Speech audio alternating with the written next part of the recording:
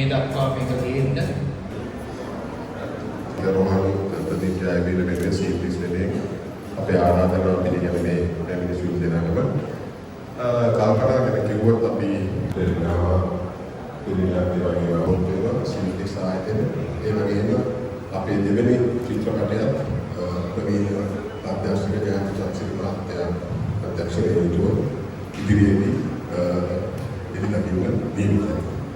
ඉතින් නැවත අපි මේ අතරම මේක මගේ ජීවිතේ මට ලැබිච්ච ලොකුම අවස්ථාවක්. ඔබතුමා කිව්වා වගේ මම තාම කුඩා කාලෙකින් මේ ශේෂ්ත්‍රේ පටන් ගත්ත කෙනෙක්. මට අවශ්‍ය වුණා සිනමාවට දායකත්වය ලබා දෙන්න. ඉතින් සීෆ්ලික්ස් ආයතනය අසිත අයියා ප්‍රදීප අයියා මුලින්ම සිහිපත් කරනවා. මේනක අයියා උදාවි අපේ සීෆ්ලික්ස් ටීම් එකම තාමත් ගෞරවයෙන් මම මුලින්ම සිහිපත් කරනවා. නිෂ්පාදනය කටයුතු නැතුව මුකුත් කරන්න බෑ. මූල්‍ය පැත්ත නැතුව සල්ලි නැතුව මුකුත් කරන්න බෑ.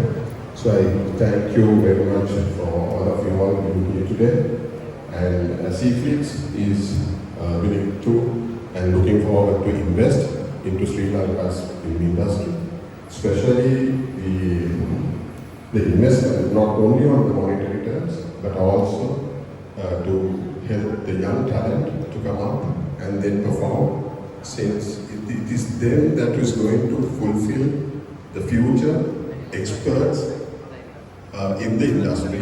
So the local Sakarana, Apipala, Sylvia Side, Everina, Api Devani, Chitrapataya, Pravina, Adashaka, Chaksima, Adashaka, Idiri, Edina, Nima, Nima.